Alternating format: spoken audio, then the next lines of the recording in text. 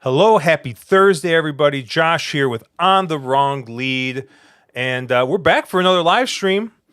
You know, took a couple weeks off. A couple of us been extremely busy with real life stuff, and but Saratoga's back. I mean, briefly at least, and we got the Belmont coming up on Saturday. We got a nice, fun little pick 5 sequence, and depending if we got time, maybe we'll look at a couple other races. But definitely gonna get through this this pick 5 ending in the Belmont. But I'm gonna introduce one of my co-hosts here, and this is a guy who's just having a great week, right? I mean, this is probably like Christmas for him, and he hasn't made any money yet. I know he signed up for a contest this weekend, but Mark, not only is Saratoga back briefly, but Destiny 2's new expansion, The Final Shape, also came out this week, which I know you've been extremely excited for, and you have had absolutely zero time to play because, you've been as busy as Caleb here, so... but just not doing as many fun things as Caleb has been doing. So no, it's just been crazy busy. Lots of stuff going on. I was at the track today, had a ton of fun. It's very funny going to Saratoga at the beginning of June because it feels like Saratoga, but it somehow is just kind of weird. I don't even know how to describe it. Like all the same people and all the same faces are there, but just something's a little different. I mean, it's not it's Saratoga, but not Saratoga. I don't even know how to describe it. But no, it was a good day. I had a blast. So. Yeah, I do have to comment on your shirt that says Belmatoga. Apparently, I had called it Bellatoga, and Andrew Champagne just simply called it Stop It. So I hope Andrew's out there watching and can see this, because I'm sure he's gonna love this. I spent way too much money on a shirt just to troll Andrew Champagne, and I don't know. I have to figure out a better way to do it, though. I got to put a little more effort into the troll. I mean, some of the best money spent trolling friends. I remember there was a race at Saratoga, and this is probably like the second year I was in the horse racing, and Chase and I used to always sing the Star Guitar song. That coming on strong from the, like the. I know the horse you're going to talk about now. Was it Minutes of Stardom? Minutes of Stardom, yeah. Was it Minutes of Stardom or Forever won that race at Saratoga or Belmont? He randomly had it. Yeah, it was at Saratoga. He randomly had this Star Guitar Louisiana bred that he ships to Saratoga to run in like a stakes race or something. It was an absurd placement, and yeah, horse wins. It became a thing for way longer than I care to admit. So yeah. But speaking of memes, I actually mentioned Oil Can Night earlier, Caleb, and I think I was told not to tag you in it, but you'll have to dig through Discord to find the Oil Can Night reference. But how you doing, man? I haven't talked to you in forever because you've been I don't know, trying to be smart and shit. Yeah, man, it's been a while. Things have been busy. Sadly, missed the Preakness stream, so it really has been quite a few weeks. Almost missed this stream, but then I had my dates wrong. So actually, I am free tonight. So yeah, happy to be here. It's a pretty nice card at Belmatoga Duct. So I think it's it's some good races. I mean, I think some of the more high profile races I wasn't quite as enamored with, but I think in general it's a pretty cool card, and I like the fact they have the opening advanced wagering, so I can fire a few bets off since I'll be out of town this weekend and see what comes in. But yeah, I've been busy, but been good, hanging in there, man. Looking forward to the weekend. Yeah, and I actually brought a special drink in tonight for our next guest. Failed menace, Matthew DeSantis, Mr. NYRA bets. How are you doing, Matthew? You've been everywhere. So have you had a chance to breathe, eat? Like, are you well hydrated? Well, I have a bottle of water right here, so I do have a chance to stay hydrated throughout tonight. You'll be glad to know I also have some Mountain Dew here that will help me stay awake. The day started at about 4 a.m. for me, and we've been doing a lot of media hits and all sorts of good stuff throughout the day.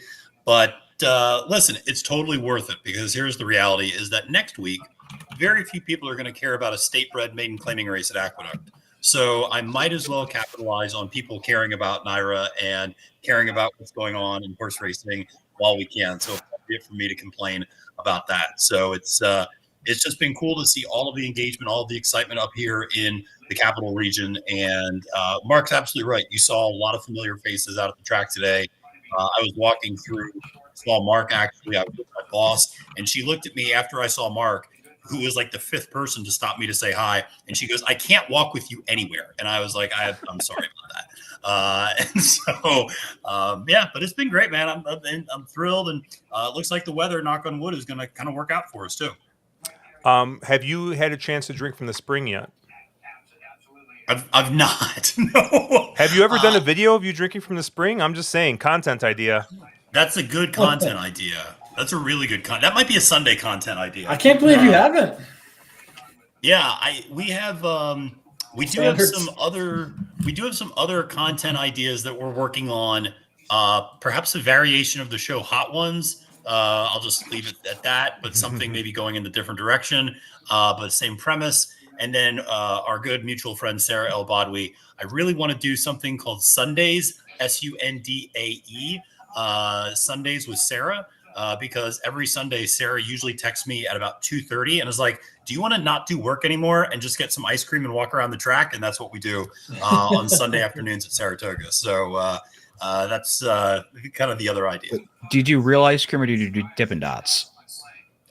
We do. It varies. Sometimes real ice cream, sometimes Dippin' Dots. Because that Dippin' Dots stand right by the main stairwell or the main entry, whatever, in the grandstands, and that's very nice, very good. It is. On a hot day, it's just wonderful. It's perfect.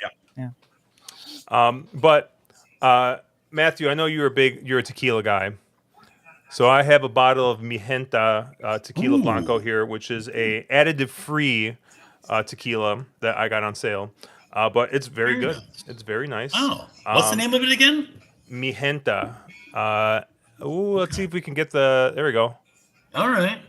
Kind of. Let's get some sponsorship going here. All right. I know, right? Like all the amount of alcohol we've drank on stream, you would think someone. I mean, our buddy PET, has sent me a bottle before. But other than that, we haven't really. I feel like we haven't taken advantage of the bourbon part of the handicapping, wagering in bourbon. So they probably saw you try to open that bottle that one time, and they. Yeah, well, that Macallan 10 that took me like it took you like half hour. Yeah, yeah. It was we were talking through races, and you're over there fighting with the bot. It was just I'm sorry for everybody that watched it and had to suffer through that. It was terrible.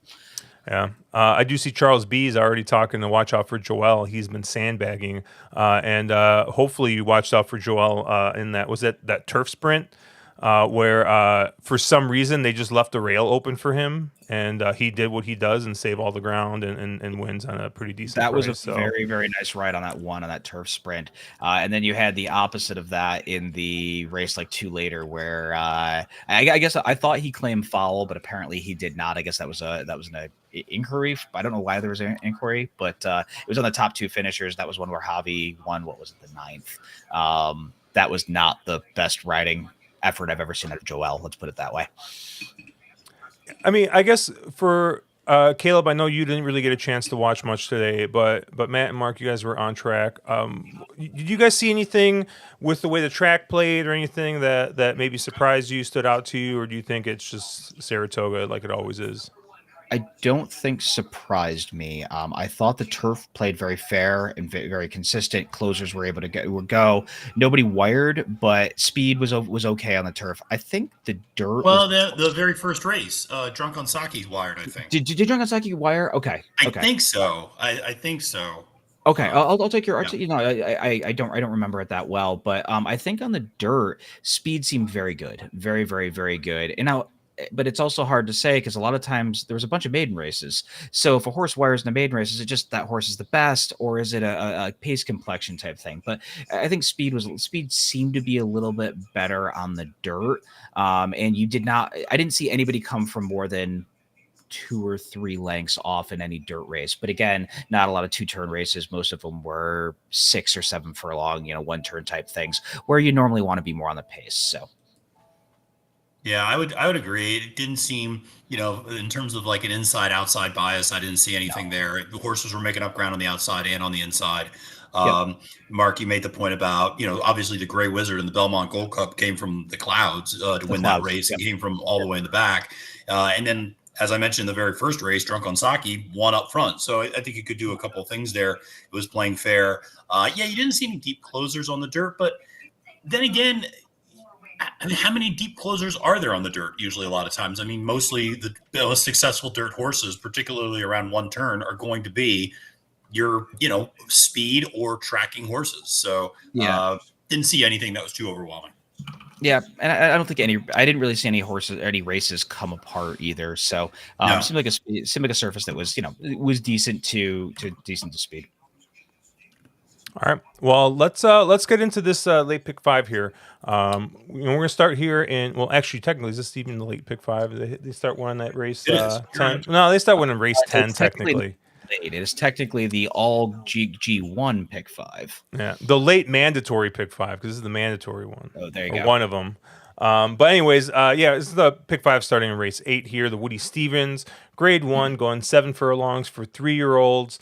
And we have a nice full field here of 12.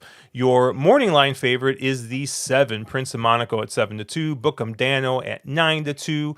Then you get Vlahos, Valentine Candy, and Nash at 6-1. And then you kind of get double digits on everybody else. Matthew, as our guest, I'll let you take first crack at this race. Where did you end up landing here? Yeah, I took a big swing in this race, and I went to the far outside in the horse BU at 15-1. This was a horse that I thought was really interesting because there is a lot, and I mean a lot of speed in this race. And I really wanted to find a horse that was going to be able to sit that traditional tracking trip, a couple lengths off the pace. And I felt like this is a horse, broke its maiden at 7 furlongs, admittedly with Lasix down at Gulfstream Park, just 2 races back. But I think this is a horse that they tried to kind of make a Derby runner, and this horse just isn't a 2-turn horse. And I know that's kind of unusual to do with Curlins, but it's a horse that I think is best going around 1 turn. And you get Johnny V on the outside to be able to track the pace at a huge price. I thought this one was worth taking a shot at. I do think of the horse Valhos for Doug O'Neill. I thought that horse looked really good. He's going to be speed of the speed, probably with Frost free. And I just worry about that last half furlong if there's going to be a lot of pace pressure up there for him. But certainly a very formidable horse. And the horse that I feel bad for is Bookham Dano, because I think that's a really good horse. But I just question, I don't think he's ready to fire. I think he's only had 3 workouts since coming back from the Middle East. And that inside rail position did him absolutely 0 favors. So I just think that's one. Put that one in your back pocket and save that one for the next time out, because I think that horse is very, very good, but that's just kind of where I'm at. Yeah, I kind of saw the pace the same way you did, Matthew, and I don't know, I think you and I can kind of we can commiserate a little bit on this, right? You had this, you had this persona, right? You had the vest, you had the hat, and like you still wear it often, right? But like. Yeah. Not always, right? Like you change it up a little bit, right? I used to bet speed in every race. It didn't matter how many horses were on the front end, right? And in this race, I just tossed all the speed, right? And this is a 7 furlong race. This should be like, this is the part where Mark is like, Josh, tell me where the Josh horse is, right? And I don't got any of them. I just thought that there was too much speed, and horses like Frost free. And, even like Prince of Monaco, who's the favorite here. I mean, he's been just off in his races that he's won. And, in that juvenile, he sat kind of far back and just didn't make up any ground. I mean, I know that was going a route distance, but you would have thought maybe he would have passed up one or two tired horses in that race, and he just didn't. He didn't pass anybody. So I have a feeling that he's not a horse that wants to pass 3, 4, 5 horses, right? Maybe he'll duel a horse and pass one, but I don't think that he's even going to be sitting in second in this race. So my top pick actually ended up being the 4 Valentine Candy in this spot. And we talked a little bit on Drinking Champagne about just how maybe on this stream there had been times where we may have trashed the character of the Oaklawn Park races over the winter, being like, oh well, those races don't look real good. The horses coming out of them maybe don't look good, and then lo and behold, the horses that have come out of those races have I think actually looked pretty good. So I'm going to go ahead and upgrade this horse a little bit off that Bachelor. Sat off a pretty fast pace, 21 and 3:45. They slowed it down a little bit there in the second quarter, but I think this is one that does have tactical speed, but also is A-okay to let 3, 4 horses get in front of him and then go ahead and kind of make that run. Ricardo Santana Jr. is going to keep this horse pretty forwardly placed, but he'll let the speedballs go in front of him, and I think he's one that's going to kind of have that tracking run. I think kind of like you talked about for the 12 BU, who's another horse I like. I have it as my third choice here as a C. And then the other horse that I was interested in was another horse at 15-1, which is the 10 Nutella Fella. We haven't seen this horse in a while. Obviously, won the Hopeful, going the same trip, 7 furlongs at Saratoga, and basically set, I think, the same kind of trip that we're gonna see here. We're gonna let all the speed go, and he's just gonna try and make one run and close. And horse has been training pretty regularly here since April. Had a couple bullet works, and it looks like he's just been kind of on maintenance since then. Probably prepping for this race. Obviously, you got to be concerned with Gary Contessa's stats coming off the long layoff. Not exactly, he's 4%. He's got 1 win in 23 tries here in the last couple of years. So I think you're going to get all of 15-1 on this one. I think people are going to see those trainer stats and not want to touch it. But I do think there's a chance here that you're going to get a complete bomb home. So, Caleb, where'd you land? Yeah, I think you guys make a lot of good points in here. I do think I see it maybe a little differently just because I feel like I've seen this movie so many times and I think I know how it ends. So it's Moneyball. Yeah, just like Moneyball. How many times have I seen 4, 5, 6 need the lead type horses in a race that just has to melt down that just doesn't? And I'm not saying I think that's highly likely to happen, but I do see that as a possible outcome and to get NYRA specialed up here. So for me, I think Vlahos actually fits a lot in this race, the number 8. He ran an extremely fast race to break his maiden at Santa Anita, and that figure was actually flattered with a couple of runners coming out to win and pair or improve your speed figures off that. The Pat Day Mile was always going to be a big ask for a horse in his second career start, shipping east, stretching out to a mile. He set a very fast pace that day and was just caught late by Seize the Gray and Nash. Seize the Gray obviously went on to win the Preakness, so I think that flatters the form a little bit there. I love cutbacks in the Woody Stevens, generally something I always try to look for with these 3-year-old horses cutting back. So I think that Vlahos should have some more maturity in here. Yes, there's a ton of other speed to deal with on paper, but I do think that, when you get Edwin Maldonado up, you get a Doug O'Neill West Coast California shipper, the game plan is going to be to go. So I think that very much he is the speed of the speeds, and he'll be the one they have to catch turning for home. He actually kicked clear a little bit in that Pat Day and opened up before getting run down late. So I think 7 furlongs will be a lot better than a mile was. And I think he's offers fair value at 6-1. The other horse that I'll be using is the favorite, actually, Prince of Monaco. This horse, I think, is just – if he's the same horse that we saw in his 2-year-old season, he's the best horse in the race, and I don't think it's all that close. Josh, the resident Baffert simp, I'm surprised you didn't take him. Actually, I'm surprised you didn't take some actually shitty Baffert like Imagination or something. But honestly, Prince of Monaco, dusted Muth when they met in the Best Pal. Muth turned out to be pretty good.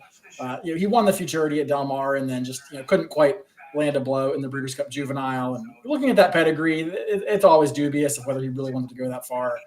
He comes back here and he just seems extremely well met. Baffert's been working him behind horses a lot in company, so I tend to think the plan is going to be to take him off the pace, which I think is a smart decision given the pace complexity of this race. Those works are just jumping off the page, and when Baffert ships into New York, typically good things happen. So I do think Prince of Monaco is in here with every chance if he's a semblance of the same horse that we saw as a 2-year-old, because those races are almost fast enough to win, back in November. Yeah, so very much agree with everything all you guys have said about the pace complexion in this race. I'll take my more kind of normal pick here, which is the number 9 Nash. I think this is one of those horses they got a little bit of Derby fever with. They're now cutting him back to probably what he really wants to be doing. Thought the Hot Springs was a real nice race, and he got beat by Seize the Gray, who we're going to see later on in this card. Last time out, and I think has probably been that last race has very much been flattered in the Pat Day Mile, given the fact of what Seize the Gray has then went on to do. So I think for me, Nash is the most of the more likely types in this race, or the more logical, normal horses. Nash is the one that I'm most interested in. And I do think, to what Matt said, he's going to sit a similar trip to Matt's horse, I would imagine. So that's kind of trip that I really like in this race. But my top choice is a horse that Josh very briefly touched on, and that's the 10 horse Nutella Fella. So last summer at Saratoga, there was always sort of rumor mill that goes around Saratoga, and you're always hearing about horses on the backstretch. And everybody was talking about Gary Contessa, of all people, having some really loaded 2-year-old. And we kept hearing about it all throughout the meet. And you kept seeing every time a Gary Contessa horse got stepped on the track, they took way more money than they had any right to do. They were all bet down. Everybody was trying to find this, Gary Contessa monster. Then on the last day of the meet, we found the horse. And it happened to be that I was on him that day, had a very nice day because of it, because he got let go at an absolutely stupid price. But with all that being said, there was a setback in the fall. I don't know exactly what it was. And they kind of put him out to pasture for the winter and are bringing him back and getting him tuned up. Gary Contessa, for being a low percentage barn, is a very smart barn, though, and he tends to put his horses in really good spots. So I think he's probably ready to go here. And, if you're a speed figures person, you're going to just toss this horse saying, well, geez, his last 2 races have been too slow. But if you look at the gate pop, he was left horribly at the gate the last 2 times. And I'm hoping some of these gate works have gotten a little bit more, gotten him to break a little more cleanly. And I'd really love to know what he would have done if he had broken even, hadn't spotted the field, 6 or 8 lengths in both of his first 2 starts. So I think the speed figures on him are a little bit deceiving. So I think Nutella Fella is a really, really interesting player. He's 2 for 2 lifetime. He's got to win at this Saratoga trip. Obviously he needs to step forward from his 2 to his 3-year-old, and take a pretty big step forward, because there's some really good horses in here. But I think he's an interesting horse, and he's one that, I'm probably going to be building a lot of tickets around, because he's going to be a stupid price. And probably sits that right trip, right? Like he sits that coming from off the pace if this does come apart a little bit type of trip. Yeah, looking at chat, young Chase Sessoms. I look at that picture, and that is not Chase. I do not believe that's Chase. But he also likes Valentine Candy here. And Chase? Wait a second. Chase likes a horse coming out of Oaklawn. I know. You believe it? That's a hard thing to believe. And I think Charles, I'm trying to understand what he said. He said if Pratt's post time favorite, that's his single. He won't win on a price, but damn, he beats him on a chalk. I mean, I haven't looked at other figures yet, so I guess I'll rely on you guys. Prince of Monaco seemed to kind of tower on figs, or no? He's actually not really slow. No? He's quite slow compared to somebody like Vlahos or Nash.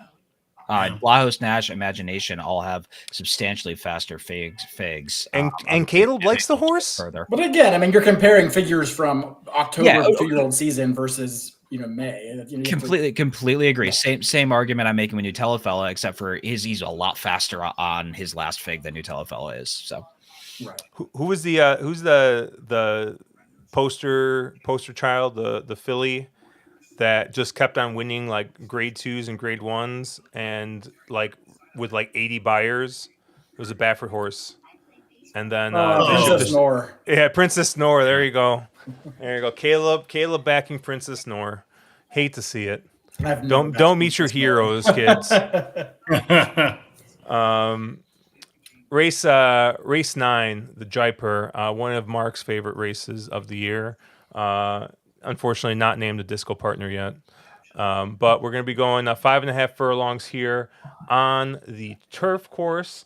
And this is an oversubscribed race. We got 15 signed up here. If I remember correctly, your favorite's the 8 Cogburn at 2-1. Really crazy, insane morning line favorite to put on a race that can get real chaotic really quickly here. But 2-1 there. You get 9-2 on Arzak. You get 6-1 on Star of Mystery, 8-1 on Big Invasion and Mischief Magic, Dancing Buck, and then you got double digits on everybody else. Mark, you went last time. I'll let you go first here. Where did you land? Yeah, I think you have to decide when you start this with what do you do with Cogburn, because Cogburn does make a ton of sense in this field. But the thing is, his his best figures are not that much faster, if any at all, than a bunch of other players in this race. Now, he is a horse that showed a new dimension in that last out turf sprint at Churchill, where he showed that he can pass other horses, which is something that earlier on in his career we didn't really know if he could do. But I think that he's one of those horses that, can he win this race? Of course he can win this race. He fits on figures. He likes Saratoga, and he's perfect going this trip. But if he goes off at 2-1, he's just like the worst bet in the planet, because I think there's 3 or 4 other horses that make just as much sense as Cogburn that are going to be much bigger prices. And I don't want to talk every horse in here to death. I thought 2 of those for me would be the number 2 horse, Arzak, who's coming into this race in really good form. Now, Arad did go to Cogburn off the last out, but Jaime Torres, who is a very good jock, and I have no issues thinking he can invent a trip in here. And the other horse I thought was Star of Mystery, the 6 horse for Charlie Appleby, gets Flavio Pratt up. And this is, another horse that, obviously anything that Appleby brings to the States is super live. He's winning at 45% or something absurd like that shipping to the States. So I thought Star of Mystery was also one that made a ton of sense. And, but again, saying that, I think there's a pretty good argument to make. You could go 6 or 8 deep in this race and not feel comfortable that you have the winner.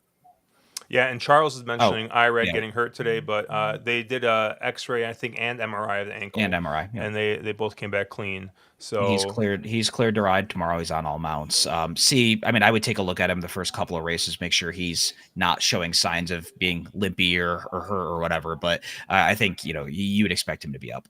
What? Like he takes a horse back or something? That doesn't make any sense. I don't know. He's just IRAD. You're saying he's going to become Joel? So Irad gets hurt and becomes Joel? Is that what we're going depends. With? Are we talking Joel on Warlike Goddess, or are we talking Joel on why am I forgetting? Yeah, I know that it's probably too soon to bring that up. I know there's I have nightmares about those races. Yeah, we have certain Joel on what was Faustino's big Latruska, right? Oh yeah. Where he took back on that. Oh my goodness. Why do I defend you, Joel? That being said, my top pick in this race is the 5 Big Invasion with Joel Rosario aboard. I can't believe you. Oh my God. Oh man, I'm going back to the Big Invasion. Well, it's dry. It's dry. Lassie left. It's time to give it up. I mean, you're probably right. I took a look at this race. I was trying to get around Cogburn. And, I ended up on 2 horses. I like Big Invasion in this spot. I think that he really likes Saratoga. Obviously, in this race last year, did not. Was it this race? No, it was the. Yeah, it was this race. Sorry, I was like, got lost in PPs. But ran second in the Jaipur. But obviously, they ran that at Belmont at 6. But came back in the Harvey pack, not the Gregory pack, the Harvey pack. No, don't want to get those mixed up again. But finished second to Thin White Duke in that one. But that was kind of moderate-ish pace, and I think you're going to get a little bit faster of a pace in this race. Obviously, finished second in that BC Turf Sprint, so it does have some efforts there that fit in this group, and I think the price is going to be right. I think 8-1, 10-1, that price range is right. 2 for 3 here at Saratoga with the second, so I think is one that just likes this configuration, this track here. The other horse I'm going to go to is a bit of a bomb, and that's the 9. So Sua Summer, Luis Saez aboard, and this is another horse that just absolutely loves Saratoga. 3 for 3 at Saratoga. He's got 4 wins going the distance here, and I mean this is a horse that just loves to win. Now, class is obviously a bit of an issue, but Mark, what do we know about class? You're muted, but class doesn't matter. Not matter. So I see Sua Summer here. I see Luis Saez staying aboard.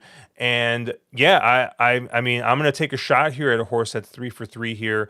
And if you look at those works, this is a horse that's coming in, I think looks pretty sharp and I think ready to fire. 20-1 is a huge price. And of the other horses that are kind of sitting around there, I think of the shorter prices. Oh goodness, where am I scrolling? There we go. And I guess not even that shorter price. I like the 12 Mischief Magic here. Is one that's got 2 starts here in the States for Charles Appleby. But much like the Blue Hat, Chase's Blue Hat move for Appleby, whoever William Buick's riding is who I want to back. And William Buick decided to ride this horse and not the one that Flavion's aboard. So I'm going to think that's kind of a nod to that. If any of these Appleby horses are going to run, it's probably this one. So I kind of looked at the pace. I do see a couple of front runners, but I don't know. Maybe I'm taking a bunch of off the pace types, and I guess the one thing I'm concerned about is maybe if the pace doesn't materialize, that somebody who's a little bit more forwardly placed, kind of gets up and just hangs on. But yeah. I was gonna say to your point, Josh, with the 2 Applebys and Buick ends up on the 12. I would imagine that the 12 goes back to Europe. I have a feeling that the 6 gets a barn change after the start and stays in the States. That's what my gut is of why Pratt is on that horse, but gut feeling. I have no real data to back that up. Matthew? Yeah, this is an interesting race, and turf sprints are always a fun handicapping puzzle. I do think you could make a case for quite a few different runners in this race, and Cogburn is certainly a difficult horse to deal with because I was all over him last time out and loved him at 8-1, and then I see him at 2-1, and I still love the horse, but I just don't love that price at all, and it's really just too hard of a pill to swallow. So ultimately, I went to the horse that you just ended on, Josh, which was Mischief Magic for Chucky Apples, as we like to call him up here in New York. He's a good buddy of ours. But Charlie Appleby with William Buick aboard, horse getting his 3rd start in North America, really came from the clouds the last 2 times out and closed and, came up short, obviously, against some of the horses that we're going to see on Saturday. But I just think the other thing to keep, I like the outside post position. I always like that in these sorts of turf sprints. And the other thing I like is last year's Saratoga meet, 43% of winners of turf sprints came from more than 3 lengths back at the 3/8 mile mark. So you really could fly and make up ground late in those turf sprints. And only 18% of turf sprint winners were gate to wire. So you didn't see speed of the speed winning too often over the grass at Saratoga. So that was something that I thought was interesting when getting ready for this. You just circled the recent gelding as well, which is kind of an interesting move that Appleby used. You don't see that on many of his runners. So, again, like you see William Buick up aboard. You got to take that one seriously. I do think the other Appleby is also very live in this spot. I like that. I don't know, Mark, if you've noticed this or if any of the other 2 of you have us either. It seems like Flavian is kind of sneakily becoming Appleby's second jockey. Very much so. Yeah, that when Appleby brings over 2 horses, it's like Usually Buick is the number one, or maybe Dettori's the number one if he's around, and then Flavian's the number two, which will be a very interesting summer at Saratoga because Flavian is a number 1/1A jockey for another very prominent turf trainer up here in New York. So it'll be interesting to see what decisions he has to make this summer. But I do like that 12 quite a bit. I will say the number 11 Fila de Ariana, that's a horse that just kind of keeps running good races and is always a little bit lost on the board. I mean, ran second last time out at 29-1. We're back here and we're at 15-1 still. I know the speed figures maybe not be overwhelming. And she's certainly cooled off from, or he's certainly cooled off from being, starting off a career with a bunch of wins and stacking those up. But still, I think a useful horse to be able to use underneath in this spot. And then, yes, like I said, Star of Mystery is kind of the other one. Josh, to your point, if there's a horse that I think could wire the field and kind of do it at a huge price and be sneaky, I kind of think No Name Mets might be sitting on a huge effort, getting the blinkers put on, and maybe this horse just runs a hole in the wind with the equipment change and just gets out up front and goes. I don't know. I'm not going to be using him, to be clear. But if you're trying to decipher, is there a way somebody on the front end maybe just wires the field out of nowhere? It wouldn't shock me if the equipment change has the needed result here. Caleb. Ooh, turf sprints, not my favorite kind of race to handicap. Yeah, this was what I felt this was the hardest race in the sequence. I always find turf sprints in particular to be challenging for me. And you look through, you get this big field, and I see Cogburn at 2-1, and I'm not betting Cogburn at 2-1, but sometimes I think you have to stop and think, I need a reason to not bet Cogburn other than the fact that I don't like 2-1 for Cogburn. And he's really done nothing wrong. He's 3/4 of a length from being 5 for 5 on turf sprints. Once they kind of figured out that's what he really wants to do. He won the turf sprint at Churchill last time when Matthew was on him at a nice price off of a layoff in a tough spot, a very similar field to this. In a big field where he had a terrible draw and was still able to kind of get the job done. So to me, I think he's the horse to beat. And the more that I kind of look through this race, I didn't have strong feelings towards many other horses in here. I don't really like either of the Appleby runners. If I had to pick one, I do think Star of Mystery is a little bit interesting. But I do think this is just a big ask for a 3-year-old filly to come over here and run against the older males in a turf sprint, going a pretty sharp 5.5 around pretty sharp bends here at Saratoga. Yeah, she ran fine in the Alcoaz sprint last out in Dubai, but she was getting 17 pounds from California Spangle that day, who is a fine horse. She's won a couple of Group 1s in Hong Kong, but nevertheless, she's only getting 4, 6, I think up to 9 pounds, I think at the most in this race. And I just don't know that she's really ready for this. Mischief Magic, I don't like the post, actually. I don't think you want to be that wide at Saratoga going 5.5. For him, it might not matter because he might just take back to the end and try to make one run anyway. And you certainly have the right jockey to do it, but I just wasn't really impressed with his 2 starts here, unless you really think the gelding is going to wake him up a little bit. And then beyond that, the only other horse that I really gave a look to was Arzak, because I think you might get more than a square price on this horse.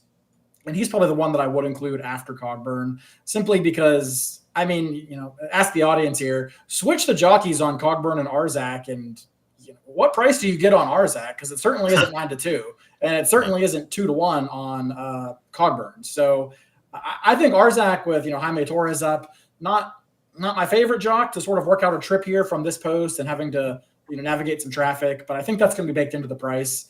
And I was also impressed with his last race as well. So I'm kind of looking for those versatile first run pressers. I don't see a ton of speed in here. I agree with Matt that No Name Nets is probably your likely pace setter. I don't like the horse either, but if the horse wired, it wouldn't be unthinkable to me. Like, I could see that happening. But because the other speeds don't seem, in my opinion, all that quality. Dancing Buck and Coppola don't really do much for me. So I think you want one of those second flight horses like a Cogburn or like an Arzak. So that's kind of the direction that I've gone. And maybe the only other one, that I might give a look to if he draws in is the number 13 Grooms All Business.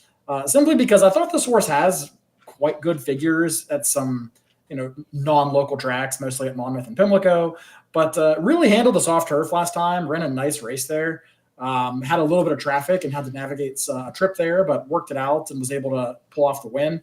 And again, I don't love the post here and needs a little bit of scratch help to get in. But if they get the rain this weekend that they may or may not get, they're calling for, Groom's All Business is one that I think gets lost on the board, who I would probably look to upgrade. Yeah, the only other horse I think we haven't talked about that I am a little interested in and will need a lot of help with scratches to get in would be the 16 horse, and that is Super Quest, who those last two races, speed figure wise at least, fit really well. You're getting a horse with a ton of early foot, and you're getting Johnny V taking a Cassie horse up, which isn't something that happens very often. But I thought, this is also one of those horses that has that every other pattern that I love to chase. So I thought Super Quest at a stupid price, but again, needs a ton of help here to even get in the field. All right. None of you guys like Rosario, huh? The well is dry. Josh, you picked that horse, and I went and got bourbon because I needed a drink. Oh god. The big invasion was the bourbon all along. You need to. Chase can help you write a breakup letter. Okay. I do agree with Caleb's point, though, about Cogburn in terms of, like, just because you don't like the price doesn't mean the horse isn't going to win this race potentially, pretty easily, second time out. So, I mean, he was my second choice ultimately. He's going to be on all my tickets for sure. I'm not going to go more than 3, maybe 4 deep in this leg. Probably 3 deep because I do think he's still pretty logical at 2-1. I'm going to try to beat him with 1 or 2 horses, but I'm not going to try to throw the kitchen sink at him to try to beat him in this race. I think that's one of those handicapping approach things. He's a horse that I think you have to use in something like a pick 5. But if you're playing a daily double, maybe you leave him off and try to find a price in here. So it depends on what your approach is and what you're really trying to do. Yep.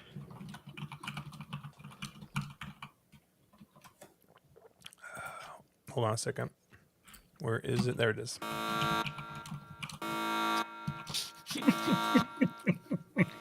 He's an A, though, on my ticket, Josh. Okay, so defensive A. Got it. All right. We need a new graphic for that, defensive A? We probably do.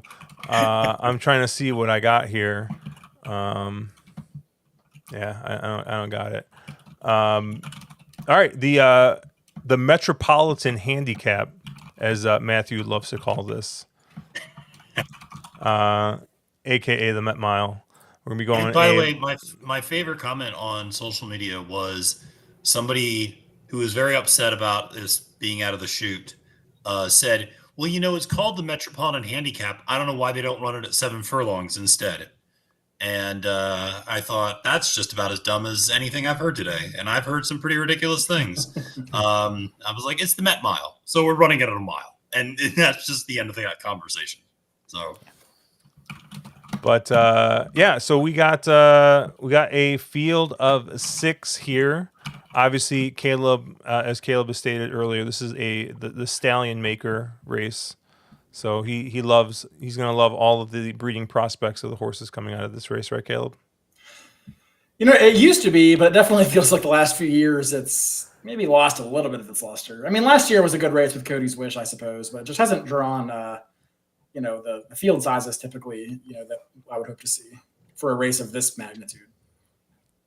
Yep. 6-5 on White Barrio, 8-5 on National Treasure, 7-2 on Post Time, who I've never even heard of before today. 8-1 on Blazing Sevens, Hoist the Gold at 15-1. Shout out to Sarah's child, Hoist the Gold there, and Castle Chaos at 20-1. Guys, no surprise where I'm going here. I'm singling the 6 White Barrio. Moving on. Shocker. Surprising no one. Josh is going to single White Barrio. I mean, like, it's the best horse in the race. I mean, define best. I vehemently hate all of Josh's picks so far. I mean, not even just like mildly disagree with, but I'm like repulsed by your selections on this stream. You want to know what's funny is I've been so damn cold. And maybe that's part of the reason. Maybe the fact that Caleb's just like not been around to like keep me in check occasionally, like, has just got me running wild and it's just, I mean, it's just, I don't know, it's spreading. But But what were you gonna say, Mark? I gotta ask, why is he running in a mile? Why? I mean, why not? Where else is he going to run? What do you think they should have ran him in? Was it the Suburban? Then the Suburban. Why don't you run him in the Suburban? Why is he here? I think there's two. If I had to speak for Babe Dutcher, I think, which I don't do regularly, but if I had to, I would say that there are kind of two reasons to stick out to me. One, he ran in the race last year, so coming back and running in another renewal isn't all that surprising, and it's kind of the race that actually started his resurgence. You could argue that the race before that was kind of another one that kind of did a little bit, but the other is, I think it's very intentional that the first race back from overseas, they want to just do a mile, and they don't want to do a mile and a quarter because that might be a little too much. And so I think he's viewing this as a prep race, maybe for something bigger, obviously later on down the road for the gearing up for the Breeders' Cup Classic.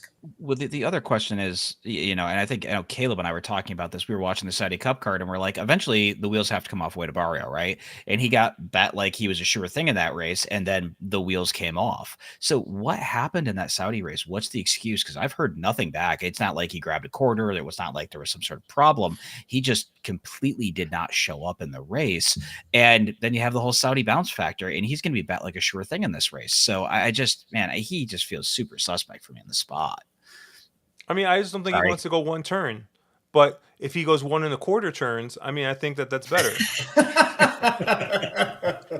All right, I'm back in. Josh, do you think maybe this type of logic is what's causing you to have a bit of a I mean, maybe I'm grasping at straws here, but yeah, I don't know. I thought, just the best races White Barrio has run, I think, just bury everybody in this field. Now, I think you're right to maybe question whether or not this distance and this trip is going to be what he wants to do, but he's going to have a much smaller field than the 14 he had in that the Saudi Cup. So if there were any weird issues or anything with the amount of horses or anything, I think he's just going to he's going to have a much easier time here. But Caleb, I mean, you're so vehemently against. Where did you land then? Like, literally, my entire opinion of this race is that White Barrio can't win. Like, that's like kind of where my opinion begins and ends. Is like, I mean, he can win, don't get me wrong, but I think he's a terrible bet off of a clunker race in a weird spot. I mean, I'm not surprised he's here instead of the Suburban. I can think of 650,000 reasons why he's here instead of the Suburban personally. But nevertheless, it just, he's not probably, it seemed like he got better with distance. And it just feels to me like, whatever happened in Saudi, plus the shipping and everything else, at a race that I don't think is going to be really set up that well for him. He's just a horse that I think you're supposed to play against. Between the two short prices, I much prefer National Treasure. And I don't even like that horse. I think very little of National Treasure in general.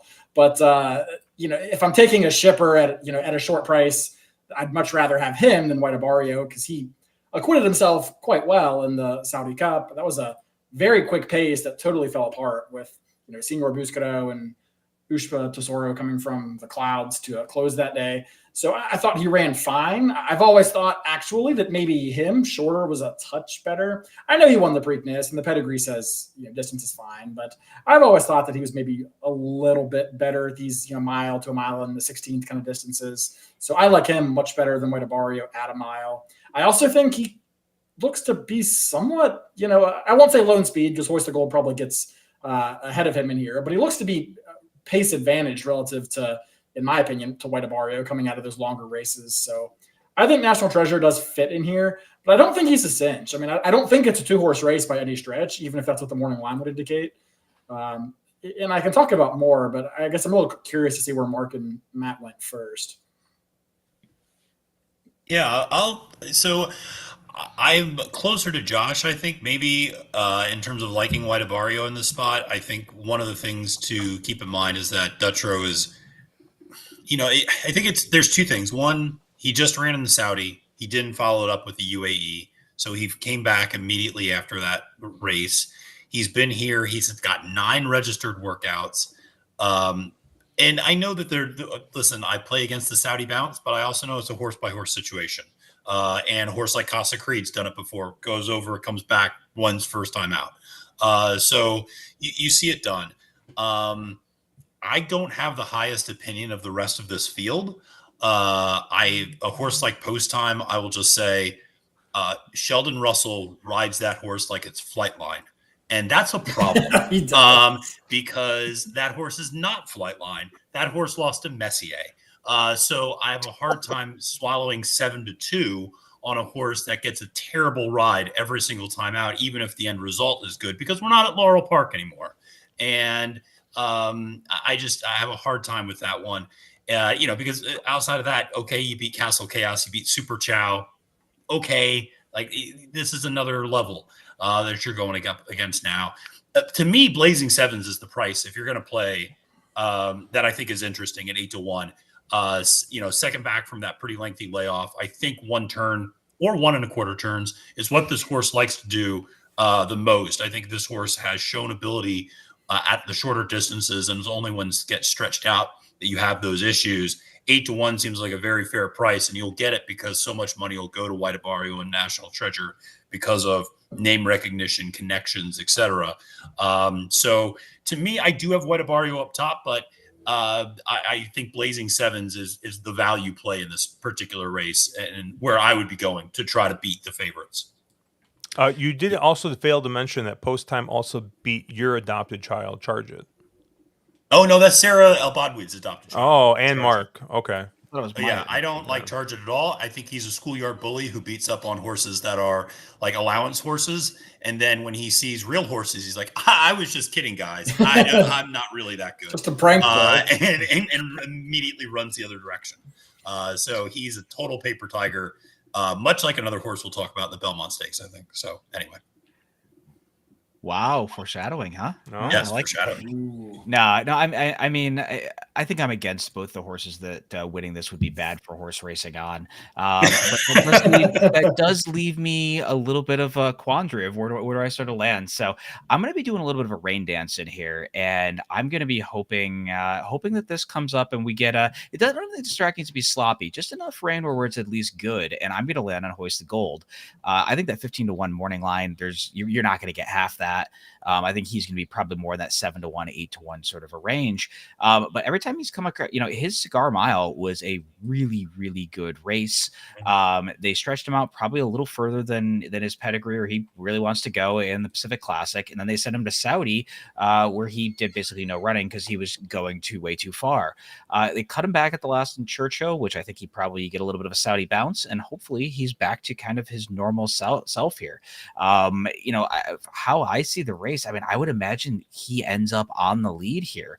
And I don't, there is a ton of, there's a ton of horses that could press him, but I don't necessarily know if they end up doing so. And if this comes up wet, his best races have definitely been on an off track. And I think the wet track form on some of these is a little suspect. I think he could lead these every step of the way. And if you follow the statistics coming out of the Wilson Chute at Saratoga, speed is deadly. Speed is winning at an absolutely obscene, an obscene rate. Those races are wired, predominantly wired. And this kind of sets up from a pace dynamics where Hoist the Gold, they're going to have to run him down. And, I don't necessarily know if they can. Yeah, that was a horse I wanted to talk about, so I'm glad you brought him up. Because I didn't know what to do with him. And I do think you get a fair price on him. I don't know if it's 15-1, but I would think he's double digits. But regardless, he's going to be probably the longest price in the field besides Castle Chaos. So I think that he does have the early speed of the race. Now, I think, and maybe Matt can correct me if I'm wrong, but I thought that Cigar Mile had a huge rail bias that day. So I think that figure is a little bit bullshit. But even if you ignore it, I still think there are some things to like about him, getting on the lead, going 1 turn here with the way the track plays. And if there is a little bit of rain, that might help him. But also in that Churchill Down Stakes last out, he had a terrible start. I mean, he broke out sideways and 3 lengths slow. He rushed up into the fastest part of the race in a race that was relatively quick. And then, ended up just kind of, getting tired off of the mini layoff and off of the shipping. Has every right to do better, but I don't know if better is going to be good enough, I guess is my question here. So yeah, I could essentially make a case for any of National Treasure, Post Time, Blazing Sevens, or Hoist the Gold. I don't think Castle Chaos can really win this race. Good luck, my friend. And yeah, I am not a White Abaria believer in here, but any of the other four wouldn't really surprise me. And one thing I will say about Hoist the Gold is Johnny Velasquez was the reason that they even tried at the Cigar Mile. They didn't think the horse actually wanted to go that far, and it was Johnny's faith in the horse that actually led them to enter that race. So Velasquez really likes this horse, and it's a funny thing. I know, for people who are on social media, the personality, shall we call him, Barshoe Life, has many theories. But one of the theories that he has that I actually genuinely believe in is when Johnny V is on a speed horse, amazingly, everybody else backs off and just lets Johnny get out on the front end on a speed horse. And it happens so often. And I started kind of paying attention to it. And I'm like, because Caleb, this goes back to the point you made about the Woody Stevens. In that Cigar Mile, there was so much speed in that race. There was no way Hoist the Gold should have been alone up front. At the quarter mile mark, Hoist the Gold is alone by 2 lengths up front. I'm going, what the hell is going on in this race? And the horse wires the field. It was just one of those days. So I could totally see him getting out on the front because remember, those inside 2 post positions coming out of the chute are not great because you got the rail kind of coming up in front of you. You got to veer over a little bit further outside. That Hoist the Gold pick, it would be an interesting one for sure. And if you get that 15-1 price, that'd be great. I think I become Josh by picking that horse, but here we are. I mean, Josh is picking closers. I'm picking cheap speed. I'm picking a chalk. He's picking a cheap speed. Yeah. Really. Mike here in chat saying that the track missed out on the heavy rain today. No more than a half inch. It's all gone by for this evening. If you look at the radar, and they're not calling for rain again until 4:00 tomorrow. And they've lowered the rainfall amounts on Friday and Saturday of the expectations. So, I don't think that's what I'm concerned about, that we're not gonna have enough rain. But again, it's Saratoga. We could randomly get 3 inches of rain tomorrow. You never know. All right, race 11 here, the Manhattan. We're gonna be going a mile and 3/16 on the turf. And your morning line favorite is the Chad Brown Horse to 5 program trading. And then you got measure time at 7-2, 9-2 on I'm Very Busy and Nation's Pride. And then you got Al Rifa at 6-1. And then you got double digits on everybody else in there. Caleb, where did you land here? I know you love I know if you don't love turf sprints, you definitely love going 2 turns on a turf. So. Yeah, I landed up exclusively on European horses in this race. I think this round is going to the Euros, and I actually liked all of them. And I'm not counting Cortez as a European here since he's been here for a few starts. Top pick is probably the number 9 measured time, coming out of a couple pretty strong Group 1s in Dubai. Beat Ottoman Fleet 2 back, who came to run okay in the Derby undercard last weekend over at Epsom. And then, I just think, you have Appleby, Buick, this horse, on Thorograph is, very well positioned and it has never been more than essentially a length off of a win. So I just think this is a horse that really checks a lot of the right boxes. I'm not in love with the horse, so I'm not going to be like, oh, he's a single, but I do think he probably is your most likely winner. That being said, I think Al Rifa offers a lot better value than number 6, the Joseph O'Brien horse. He doesn't ship quite as frequently as Appleby, but he has had some success recently when shipping. And this is also a Group 1 winner, mostly running at the Curragh and then a little bit over there in France. But I think this is a horse that if they do get some moisture in the ground, he'll be extremely okay with that. So we'll see what the weather does. But even if that track ends up firm, I don't think that's a huge barrier for this horse. I think these Europeans have just quite simply been keeping better company than the American horses. Al Rifa's also been proven at this, well, not proven per se, but a good second in a Group 2, going 1.25 miles, and then 4th by half a length, going 1 mile and 5/16. So I'm not worried about the distance at all for this horse. So again, I think another horse second off the layoff has every right to take a step forward here, coming off of that Group 1. And the last horse that I kind of liked in here, who I'm still technically considering a European, and certainly the one I like the least, is the number 7, Nation's Pride. I just think this horse has gotten some weird rides a lot recently. I didn't love the Man of War ride where I kind of thought uh, it was fine, I guess, but I didn't love the way that Frankie kind of put him that much into the race that early. And I also do think that Silver Knot has just gotten very good as a 4-year-old now on the stretch out. I think he's not the same horse that we thought he was last year because he's clearly turned a corner there. So no shame there. I thought that he maybe just looked like he needed that race, off of the long layoff. He is a 5-year-old horse now. And again, I mean, my third pick for a reason. I do think he's disadvantaged relative to the other 2 Europeans. But at least you know that he handles Saratoga. He's 6 for 8 at this distance. So this really seems to be his preferred trip. And, he once again, has been keeping some of the better company in this field. So I think the Europeans kind of have this one in the bag. I'm not really a fan of any of the Chad Browns. I think there's only 2 this time, so he doesn't have as many as usual, it seems. But I'm not a big fan of either of them. I just feel like I don't know what happened. I'm very busy last time, just didn't show up, and I've never been a big believer in program trading. So for me, it's the Europeans, and let's test the metal and see where Josh goes, because there's an extremely Josh horse in this race, and we'll see if he's feeling okay. I'm just saying, right? You can take the, you can take the, I don't know, the cheap speed out of the cherries, but you can't take them all, right? Right? You can't. I mean, come on. Of course, I got strong quality. Are you kidding me? There's absolutely no way. And honestly, Caleb, what's funny is I really do like Nation's Pride in this spot, and I think you had mentioned it. I think that race at the Man of War, I think he just is going a little bit further than he wants to go. I really think he wants that 1.25 mile distance. I saw Mike also mentioned about measured time that they were really trying to aim for 10 furlong type races after Dubai. So obviously this is just a little bit under that 10 furlongs. I really like I really like the 7 here, Nation's Pride. But when you look at the one race where he was here in the U.S. at this distance and he just didn't get there, who won that race?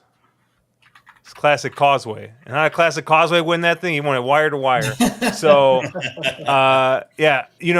I just see this race. I do see a lack of pace in here. I do think that they've kind of changed tactics a little bit on the 7 Nation's Pride, and he's been closer up the last couple times. So I don't know necessarily if Strong Quality is gonna be able to get out there and get away with murder on the front end and just go, but.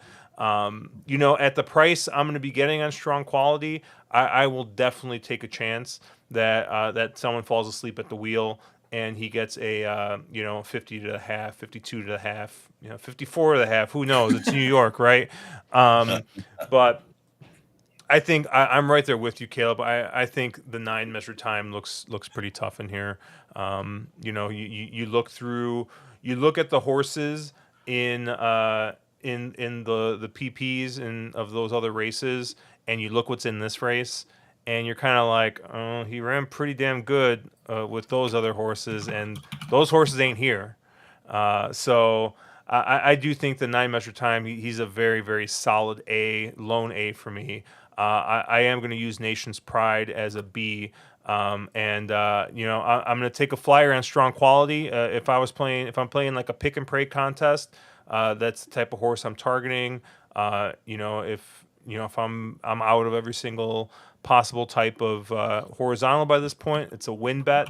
But we'll take a shot here with Strong Quality at 15 to 1, and maybe even the longer price depending on how much money these Europeans take.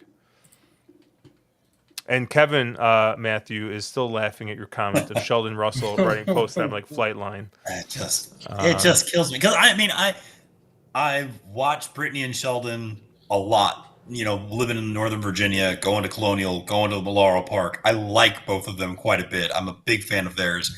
I like to see Brittany's ascension within the training ranks over the last several years. Seeing her running around Laurel Park, 8.5 months pregnant, running between the paddock and the winner's circle and, getting horses ready and things like that. Like, you can tell how dedicated she is. And Post Time's a nice horse, but man alive. Like, I just watch him ride those and I'm like, I know he's your husband, but could we get another jockey on this horse? Like, because I really like to see that. So that might be some interesting conversations around the dinner table if that had to happen. So I forgot to mark the 3 cherries on this horse. very important. Matthew, where did you land here? I saw this one much the same way as Caleb did. I thought the Euros were just kind of better than everybody else, and I went with 6/9 in this spot. I liked Al Rifa a little bit more, mostly just because of the value, not necessarily just heads up, but I think the value at 6-1 was really nice, and I think you'll get that value simply because Joseph O'Brien's not as common of a name over here as Charlie Appleby, and the race that really sticks out to me. And, you were talking about the horses that you see in the past performances for the 9 measured time. The name that pops off the page is Ace Impact, that this horse ran second to. And Ace Impact was kind of like the European version of Flightline in a lot of ways, who was just kind of a freak who never lost and retired undefeated, if I'm not mistaken. And the horse that got closest to beating him was Al Rifa. 2 back. And so this horse has kept excellent company over there. And admittedly, I think would probably benefit if the track did come up even good or soft. But, has shown the ability to run over a good turf. And so I don't think that should be so much of a negative. I like that one a lot at 6-1. Again, measured time, kind of a second choice. Makes all the sense in the world, I think, and has kept very good company, likes to win as well. Program training, certainly a very formidable horse, but I just think a cut below. This is a tougher field than what he faced last time out, and because of the European runners. Although I do think it's interesting to see the numbers on Briz, because if you look at Beyer, he took a real big step forward in that last race and had been a horse that was running kind of mid-90 Beyer speed figures, and all of a sudden popped up to 102 in that last race, took a big jump. Is he now just a new horse at 4 years old? The maturation, the continued development, et cetera, is now he just going to start churning out 102, 103, 104 type of efforts? And if that's the case, then he's obviously got to be considered a major player. One horse that I'll just mention that I strictly view as an underneath play, and that's the number 8 Farbridge at 10-1. I didn't know what to do with this horse, so I'm not going to be using him in any sort of my horizontals or things like that. But when I build out my verticals at 10-1, he's a horse that I think would not shock me if he ran up into something like a trifecta. This was a horse that was very well thought of at one point and had that kind of weird going from Clement to Pletcher, now back to Clement, situation. There was some disputes with the ownership, et cetera. So between the trainers, and it's just kind of always a weird development with him, but has run some nice races in the past. But I totally get Nick, saying I'm done with him, and I'm done with him picking him up top. But again, more strictly as an underneath play at 10-1. Could he run into the try? Sure. So I'll include him in some of those deepers. Man, I remember thinking last year that the 3-year-old turf crop with Carl Spackler and Farbridge and Webslinger and Major Dude and Silver was such a good crop. And it really, looking back now, I wonder if maybe I overrated them all a little bit. Yeah. And Talk of the Nation was in there, and there was a bunch. So. Yeah, it's apparently I'm the only one that's a little bit different. I did like Josh's strong quality quite a bit. I think there's a case for him to get on the front end and get real brave if they don't press them, which I don't see a lot of pace in here to do so. You just have to trust that Flo is going to be smart enough to slow this down enough to let that happen. And as much as I respect Flo, I think sometimes. Well, I don't want to say it. So, but I do think strong quality is really interesting in here. I think I thought a lot more of program trading than a lot of you guys did. He's 5-6 lifetime. I think he's a different horse as a 4-year-old. I think he took a major step forward off the layoff there, and I expect him to continue to improve. He's kind of gotten a little bit better every single race of his career, and the other horse I liked was Nation's Pride in here, and he's not that much slower than Nation's Pride. So I think, Farbridge, Nation's Pride would probably be my top two, and I really have a hard time deciding between them. And I think there's a case where Strong Quality does wire this field. So those are the three I was most interested in. Shockingly, I'm somewhat against the Euros. Measured times last race, he was supposed to win that, and he was very short in that race. And I don't really know what ended up. And obviously, the whole thing with what pools are you betting into, but the price, the horse that won that race was a huge price, and I just kind of wonder what he really is. I mean, he was ahead at the quarter pole and just kind of gave up trying. So I don't know. I mean, obviously he's beat some really good horses. I mean, he beat Botanical and he beat some horses that are really, really talented. I just sort of have some question marks. Like he was just supposed to win that race, and he didn't. And I have less issues with Al Rifa, but Al Rifa hasn't won in a while, and I don't necessarily know why shipping to the States is going to move this one up. Joseph is not Aiden, and Joseph has not had as much success shipping his horses to the States as his dad has, and I just I mean, yeah, he gets Johnny V up, and there's and I think. I kind of wonder at times. I think the gap between the best European and the best American turf horses is not what it was 20 years ago. And I don't think this is the best of the best, the A tier Euros. And I think I have some question marks with these. So I was a little more interested in some of the Americans, which is shocking for me to say, because I'm normally I always bet all the European turf horses and make a case for them like Caleb does. But I was somewhat against them in the spot. I'll say about Nation's Pride, Josh, you brought it up, and Caleb, you did too. I mean, I think that last race, I was on the rail for it at the Man of War, and I remember seeing the half mile time and going, he's way too close. Like, I mean, it was just, it should not have been that close. I mean, they went 48 flat, which, I mean, in New York, you might as well go 44 to the half at that point. I mean, going 48 flat in a 1 3/8 race on the turf. I mean, good Lord. And he was sitting second and not that far off the rabbit. And I thought Flavian gave the much smarter ride that day to Silver Knot to be back a little bit further. And I thought he had the better internal clock to go, we're going too fast. I'm taking back a little bit further. Even though he was only sitting third, he gave up 3-4 lengths in that regard. So, that was one I just didn't love the ride for. So I totally get the kind of bounce back maybe and slower pace and maybe, with lone speed and lone reasonable speed with Strong Quality, maybe you get a better result from Nation's Pride. But that's a horse that also is a little bit of a head case. And that's one that, they kind of a lot of times will have separate in the paddock to get settled and, they put the headgear on and everything else. So that's one that I will be very interested to see how he looks in the paddock and whether he's getting agitated and worked up or whether he's just kind of calm and looks like another day at the office. Well, I think the other thing with Nation's Pride is the fact of they've tried him at a bunch of different distances, but 6 of his 9 wins have come going this trip. They try to turn him more into a stayer, and he does have a win going 1.5 miles. He won the Jockey Club Invitational at Aqueduct. But his best stuff has come going this trip, and he also has a win across the surface going roughly this trip. So I actually going exactly this trip. He won the Saratoga Derby Invitational going this. So I actually think he's one of those horses that, his pedigree says he can go further, but he's just done his best stuff doing this. And I wonder if this is just getting him right back to that. They finally figured out, okay, this is what he wants to do. Let's just consistently have him do this. Any concern with program trading, like halfway through the race, realizing he's 4 and just deciding to stop running?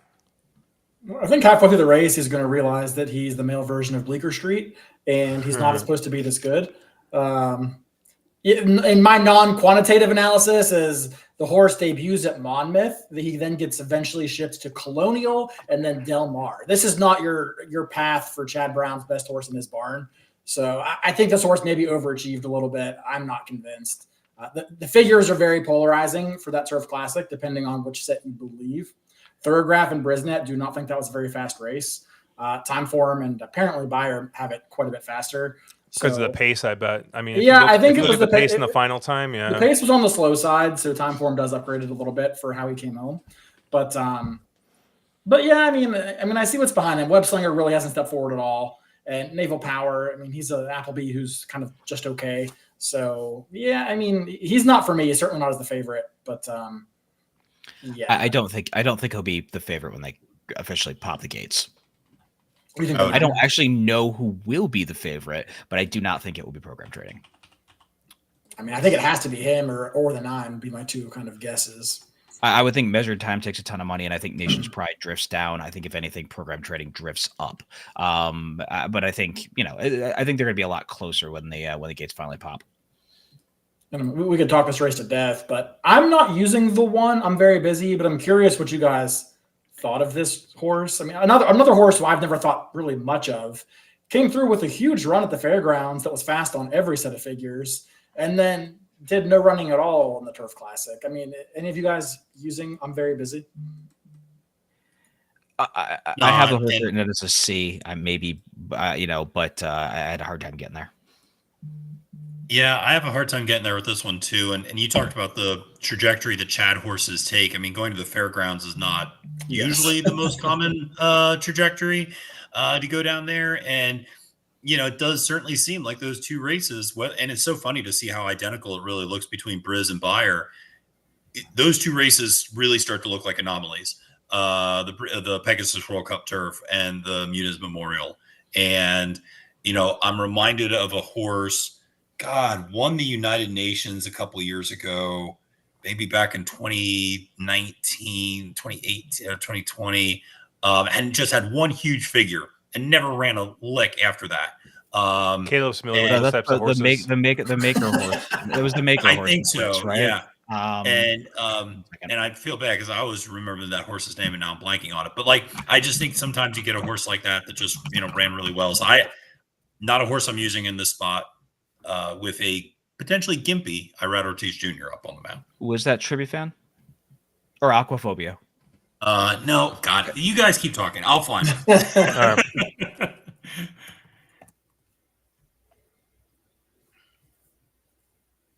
The only one I can remember is Adamo. I don't remember anyone else. Yeah, I just got a weird fit of sneezes there. Nick also mentioned that the only time he uses Appleby now is Pratt or Buick or Righty. So he feels so strong about Measured Time as a second choice. Doesn't plan on going any deeper than 2 horses here. Colin is on the 5, 9, and 2. So I think he's on program trading as well. So a lot of backers for the old US of A over here. I do like that Colin brings up Ohana Honor. We don't got to talk about her, but if you like Nation's Pride, which most of us sort of do, you can't hate Ohana Honor. And I think the distance played a huge role there. So I don't know that this cutback fits, but this horse is going to be 20-1. So I think you could do a lot worse. Yeah, I don't hate her, but I think she should be, it's with that kind of I'm very busy thing. Why is I'm very busy 9-2 and Ohana Honor is 15-1? I mean, shouldn't they somehow be kind of in the middle of one another? It's one of those you're getting money on connections, but Kendrick up on a turf horse and you're getting a price there. Yeah, I don't hate Honor. But again, that's more of a C type or very much underneath type horse for me. All right. We'll move on to the Belmont being run at the non-traditional distance of 1.25 miles here, we have a pretty good field. I'm not going to say top to bottom. It's I don't think you have the best horses, but I think that this is a pretty. I don't know. You say this is pretty deep. I mean, you got a couple of pretty solid horses in here. I'm not saying that years from now we're going to look back at this as being one of the best Belmonts ever, but I think this is a good betting race, especially if you don't like the 9 Sierra Leone, who's 9-5 on the morning line here. You get 7-2 on Mindframe, 5-1 on Mystic Dan, 8-1 on Seize the Gray, and you get double digits on everybody else. So yeah, I think outside of Sierra Leone, I think you're going to get your price on your horse, at least on the morning line. We'll see how this ends up actually getting bet. Because I don't know. I have a feeling that Sierra Leone's not going to be that short. What do you guys think? I I think think he'll Sierra. be 8-5, 9-5. Yeah, I think he'll be. That's about spot on. I think Because of the hometown thing, or I think that's because he's your most likely winner by a probably mile what and he a should half. be. I mean, that's what he should be, right? okay. If you I guys think it's say a so. one. I think it's pretty much a one horse race. So Really? Well, go ahead, Mark. I would love to hear you talk about Sierra Leone. I mean, this is a Chad Brown horse that's gotten better with every single start. If he didn't get an absolutely brain dead bonehead ride by Gaff Leone, who had him way too far on the pace early, then drifted back, then made one big move, and then decided he was going to try to maul another horse in the lane, and like he should have won the Derby, right? And Chad gave him a little time off, ships him up to Saratoga. He's refreshed him. This is the house of Chad, and he's going to show up with just a monster performance. And I just don't think you need to go any further. I mean, I think everybody has this argument that, oh, well, Sierra Leone's pace compromised. He needs a pace setup in front of him. Well, every other race he's ever had, he's never needed a pace setup. He always can get it done. And I think he's just much the best. He doesn't need to take a very big step forward off any of the other races he's had to just kind of destroy this field. So I think Sierra Leone wins for fun, and that's as far as you need to go. I feel like I need to push back a little bit on the moronic ride by Gaff Leone. I thought Gaff gave a very competent ride in the Derby for a horse that just has no speed. Did you have Sierra Leone being fourth down the backstretch in the Derby? Because if you did, I mean, that's like your 2024. He broke 18th and he was 17th. Where do you get down the backstretch? He was up. I mean, look at the running lines. Wasn't he much more? He passed every horse except for Honor Marie, I think. Okay, Dornoch got killed at the break somewhere, but yeah. I thought okay. I thought he was much more forwardly placed than he was then. I mean, maybe I'm confusing things in my head, but either way. And it's not his fault. I mean, Sierra Leone lugs in every single time. And to me, that's the reason if you're going to play against him, that's the reason is this horse creates his own problems. He has to pass everybody in this field except for maybe Honor Marie. And he lugs in like crazy. They have a jockey change. They have a new bit. And yeah, he is the most talented horse in the field. But I think there's more questions now than there was in the Derby for me. And the price is going to be shorter. I'm not going to contest that he's the most likely winner because he probably is, but I think that there's reasons to take a shot against him, besides just the price. I mean, I think he could be vulnerable in this spot. Cool. You were sounding a little bit too much like Mark, so I had to cover your face, Caleb. That's fair. Man, really, I want no part of Sierra Leone in this race. Maybe I'm taking crazy pills. I just think that the 9-5, like, I don't want any part of it. And I was thinking maybe if you get like 5-2, but you guys think he's going to be even shorter, which makes me even. Oh yeah, no, I don't want any part. Matthew, are you on Sierra Leone, or are you still on this United Nations? Nope, I gave up trying to find that freaking horse. Lock of the week, Sierra Leone by as much as he wants. I don't think there's any doubt in this race. I don't have a very high opinion of this. Maybe. So here's the thing about it. I think Sierra Leone is your most likely winner. I think the next 9 horses all have almost the exact equal chance at winning this race. I don't have a strong opinion for my second choice as opposed to my 7th choice. I see them all being interchangeable.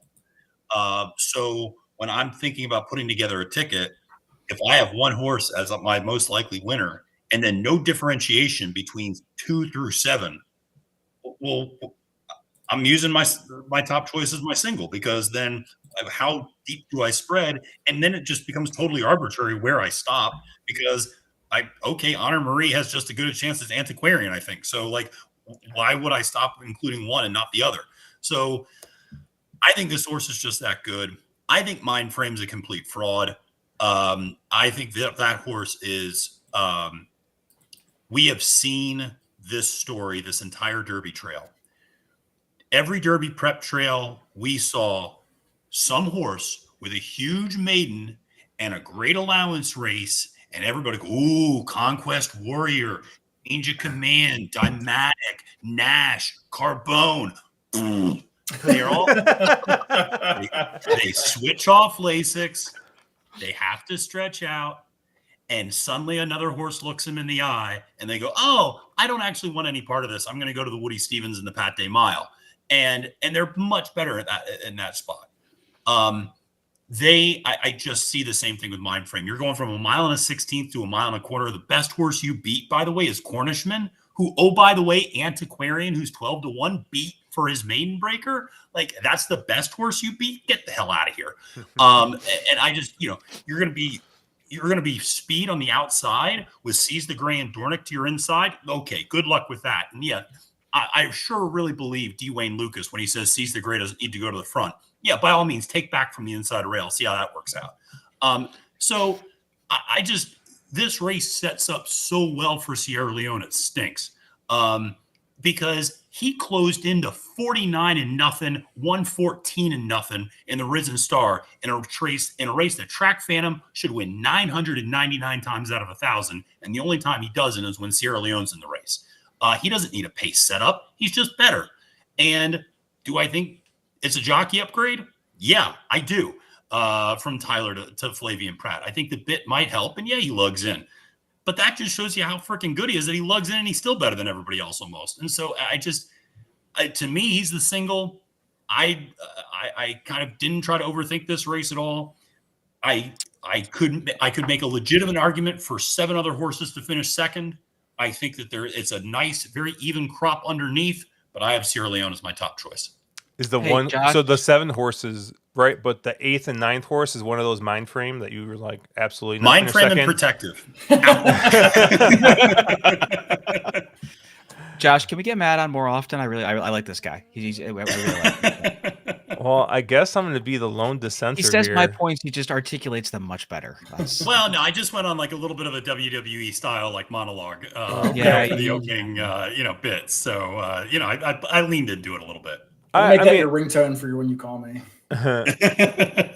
I had Mind Frame as a B, just as a new shooter because there's a lot of horses in here I just don't like, and so I was like, new shooter in here, maybe you get something, but I think you're right, Matthew. We do see this story a lot, right, in these stakes races where we get these lightly raced horses that look like they're on their upward trajectory.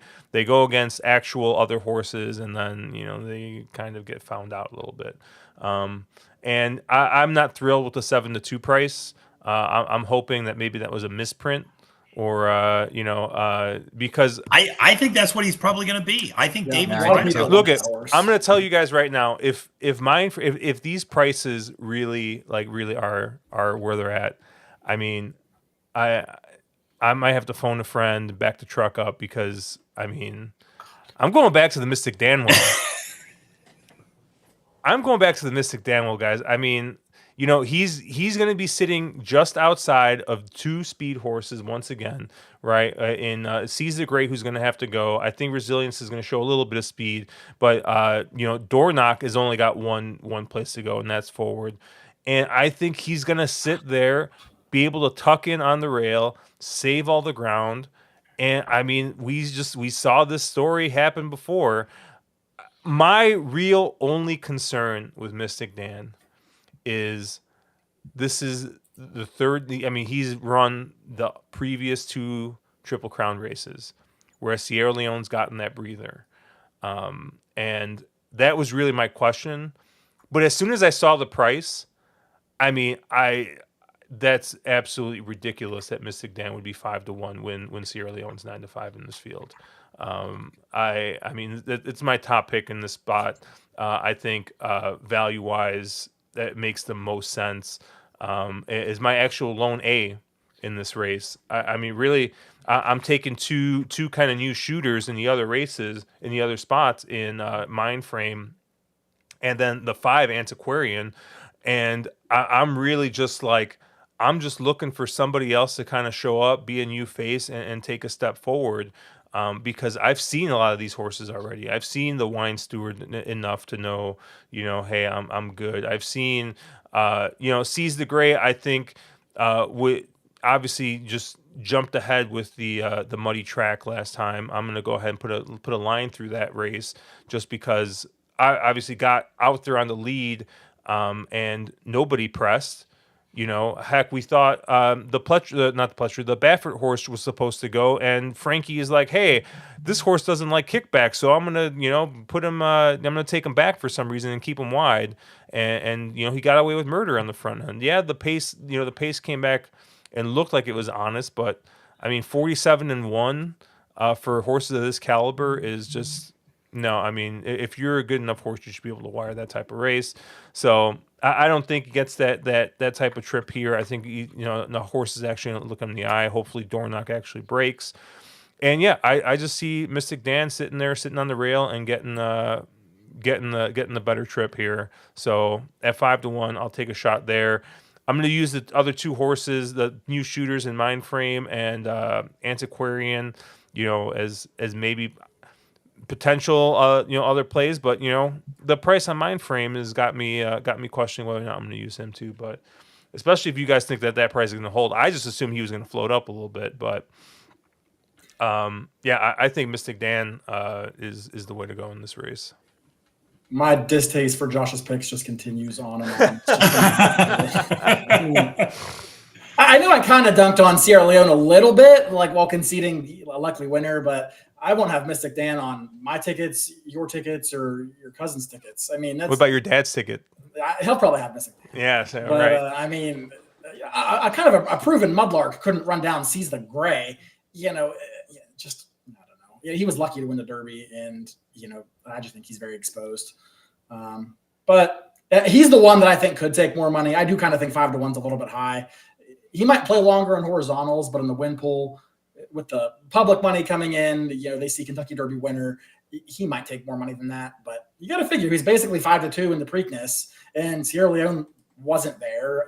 Other horses, Mindframe wasn't there. Seize the Gray, who just beat him, now is here, so maybe he'll be longer than I think. But I guess I did have to talk a little bit about. I realized I didn't actually say who I liked. I just kind of flaked a little bit about Sierra Leone. I was all in on Honor Marie in the Kentucky Derby, and I'll be damned if she's going to win or he's going to win without me on him this time. Yep. Had a horrible trip in the Derby. There was a couple horses, had a terrible trip in there. But just a brutal trip, a total throughout race. And I think he was sitting on a huge step forward.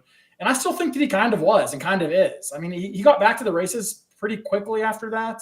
Back to the working out pretty quickly after that. Has had 3 pretty good works coming into this. And I really think with I don't know if he would have won the Derby, but I would have loved to have seen him with a clean shot in that race because he just had an impossible trip that day. He probably isn't as good as Sierra Leone. He's probably a slightly worse version of Sierra Leone and probably has to pass Sierra Leone to win this race. But if Sierra Leone's antics, kind of get him in trouble again, or he lugs in or doesn't switch leads or whatever else, I mean, I don't think the gap is monumentally large. I mean, it was about a couple of lengths when they faced off earlier. I mean, I think Honor Marie stepped forward since then. I think Honor Marie's, like I said, I was more confident in his chances in the Derby than I am here, simply because I wonder how much that Derby took out of him on the 3-week or on the turnaround here for the 1 month here off the big long race. But I do like Honor Marie, and I don't think people are giving Seize the Gray enough credit. I think too many people are just chalking that up to a freaky performance in the slop. But his Pat Day Mile was also really good. I mean, he wasn't very far off a very fast pace. Somebody in this chat liked Nash. I liked Vlahos. I mean, we think highly of that race. And he won that race decisively and then wired the Preakness, setting, regardless of Josh's opinion of fractions, objectively fast fractions for that distance.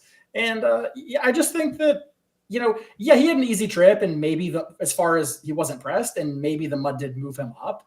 But he's 8-1. And the other option is that maybe he just got better, and maybe he is just a better horse now. And if that is the case, you're getting 8-1, who's exiting, what is, depending on the figures you use, the fastest race in the field. I mean, Mindframe's maiden, maybe a bit of an aberration, but, on time form and thoroughgraph, this horse is as fast or faster than Sierra Leone off that Preakness race. Now, if you think that's repeatable, a totally fair question.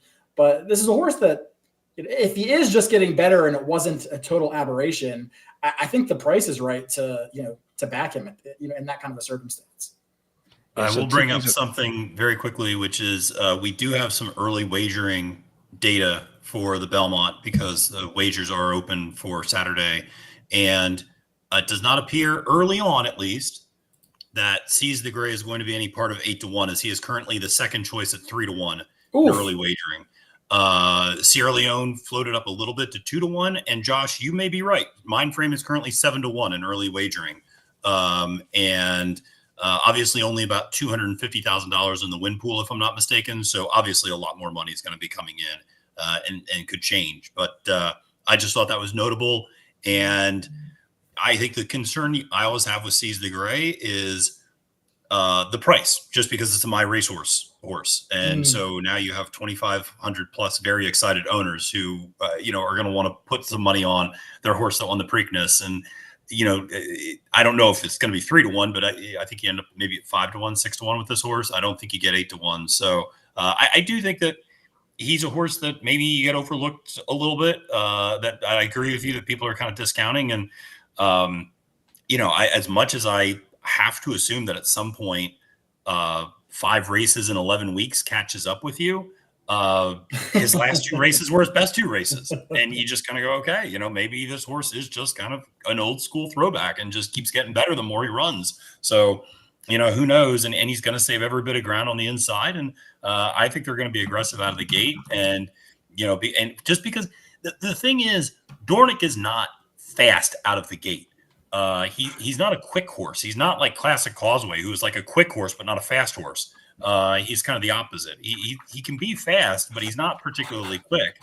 And he also hasn't beaten anybody as a 3-year-old, but that's beside the point. And so, it's just going to be interesting. So I think Seize goes, Dornick kind of only does have one way to win, which is to send as hard as he can. We'll see how good that is. And then Mindframe does have some flexibility to be able to track off the pace and doesn't need the lead. So, but still is going to need to cross and clear a whole lot of horses to make sure he's not, stuck 3 wide going into that first turn. So, but could Seize the Gray get out up front and kind of wire him again? Maybe. And that would be really interesting. So, like I said, to me, Sierra Leone's the top choice, but I think it's really interesting to talk about the other horses that could potentially run a big race. I like Antiquarian a lot. That's my second choice. I know that horse needs to get faster, and it's a little bit of a sentimental pick, but I love that Fierceness is going to the Haskell because it means Johnny Velasquez stays aboard Antiquarian, because he would have most definitely gone to Fierceness instead, probably. And I just think he's going to sit the right sort of trip. If you think Sierra Leone or Honor Marie can't close from the clouds because it's Saratoga and it's going to be a little bit tough to come from off the pace, and you want to sit that more traditional tracking trip, like that's probably the trip that he's going to sit. Because another horse like the Wine Steward, who we just kind of mentioned in passing, he's a pretty fast horse too, who wants to be pretty close to the lead as well. So Antiquarian is probably going to be sitting kind of 4th or 5th in the early going, which is historically not a bad spot to be in at Saratoga. Last year's meet in the 32 2-turn dirt races, 62.5% of winners tracked within 3 lengths of the pace at second call. So, that tracking trip has definitely been the most effective one. Yeah, I'm surprised no one likes Mystic Dan. I didn't realize I was going to get my character trash this entire stream, but that's a you and Caleb problem. That's not the rest of us are just going along with it. But I expect you to pick like the Baffords and the White Abarios, but the Mystic Dan that's not a Josh horse. That's true. Fair enough. That's true. Yeah, where are you? Why aren't you on Dornick, Josh? Honestly, I do like Seize the Gray a bit in this race, but I also saw that early wagering, Matthew, and I saw at some point I think he was 2-1. I mean, maybe it was like super early, but I saw he was really short, and I just thought that price wise he was just not going to be it when I thought I would probably get a decent price on Mystic Dan just because he finished second last time when I still thought that was a really good race.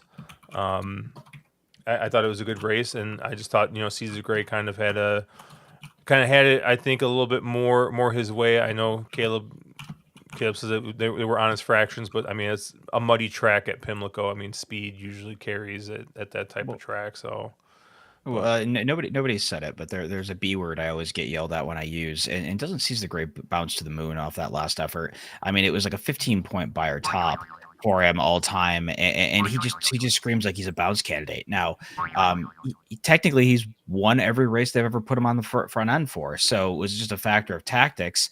But also happens to be that both of those were on sloppy tracks. So I don't know. I didn't know what to do with Caesar Gray, but I think he's a very likely bounce candidate who was probably more likely to finish dead last than he is first. Dude, I've had this stupid bounce sound on this thing for so long, and you have like stopped using the word bounce. I get yelled at every time I say bounce because I was told by Sheets players that doesn't exist. Wasn't me. I believe in the bounce. I just if there's a horse that maybe has a right to bounce and doesn't, I'd probably expect it to be a horse trained by Dwayne Lucas. So okay, that's true. I'm kind of putting some faith in Coach. Yeah. Anything else on this race? I do see a couple of things here in chat. Nick Feldman, he says he doesn't like that Brisnet thinks that the Preakness was Mystic Dan's best race. Can't trust that number. I don't know. What did I thought he paired on time form. I thought like he ran like back-to-back 118s or something. Yeah, time form has a back-to-back 118s. Bayer has it 3 points difference. 100 in the Derby and a 97 in the Preakness. So I would figure it seems like he runs. But the thing with Mystic Dan is you can make an argument that his last 4 races were all effectively the same. I realize time form has the prior 2 being a little slower, but it seems like he's kind of found that plateau speed figure wise for the time being, and I just don't think that's fast enough to get it done here. And I think if I remember correctly, Sierra Leone's got like a 123 or something in there. They gave Sierra Leone a 117 in his Derby effort. I thought for some reason he had and they gave him a 99 on the Fire Fig, so 1 point slower than Mystic Dan. I will say, Caleb, I know you mentioned Anna Marie. The plan was not to be 20th by 15 lengths at first call for Anna Marie. And I Craig Milkowski and David Aragona, love their podcast, and they did a really deep dive on the Derby. And one of the big knocks against Sierra Leone was that they expected Sierra Leone to be, I don't know, maybe dead last, or 18th or 19th out of the gate, and they thought that he would have too much to do, and a horse like Honor Marie would probably outbreak, Sierra Leone and sit slightly closer, and obviously that didn't happen. And like I said, I just don't think that we had a chance to see what Honor Marie was able to do that day. So, I don't know, the horses for the Derby, they prep so hard to be so cranked up for that race. It's hard to see, well, he didn't get a shot a month ago, but hey, maybe the second time around he'll be able to run his race. With the amount of prep that they do to prep for that one race, like it's not that easy to be like, all right, hey, a month later we're going to do that instead. But I think that's priced in, right? I mean, it's 12-1. My guess is you even get a little bit more depending on if Caesar Gray takes the kind of money that we're seeing early, maybe you see some of these float up a little bit higher. But and I will say one of the things about Honor Marie that I think is interesting, and I think that and Nick, I mean, if mind frame 7-1, that's maybe a little bit of a different disguise. I still am out on the horse, but I could certainly more than understand people being very eager to bet the horse at 7-1 if you're getting those odds. I think those numbers will go down, but the interesting thing about Honor Marie is that the last race he won, and Caleb, I do the same thing where I call him a she sometimes because of the name. And I always feel bad. I did it with Jackie's Warrior all the time. And I just, sometimes it just happens. But Honor Marie, the last race he won was at Kentucky Jockey Club.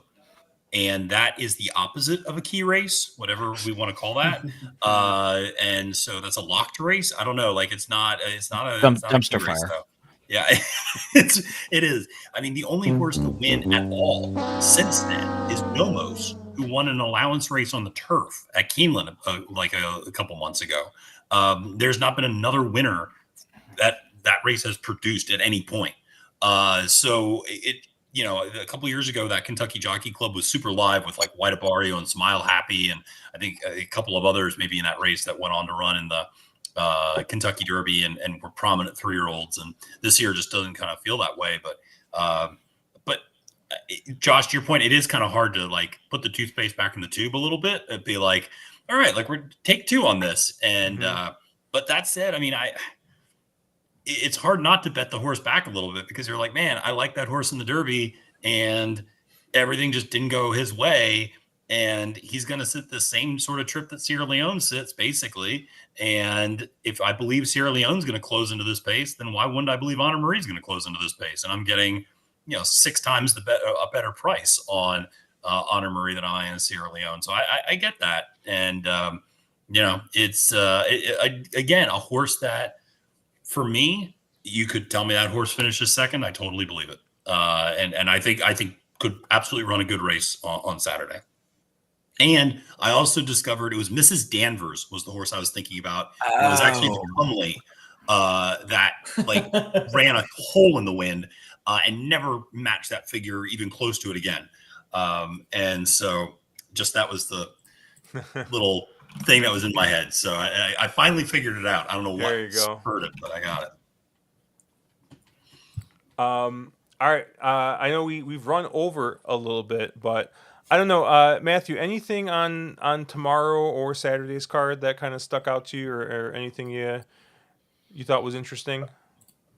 Yeah, I mean, a bunch of things are interesting, but I will say I really like another Joseph O'Brien horse actually tomorrow quite a bit. And in the New York, I like American Sonja, the number, I think the 6 horse, 10-1. I like that horse quite a bit in that race. So that's good.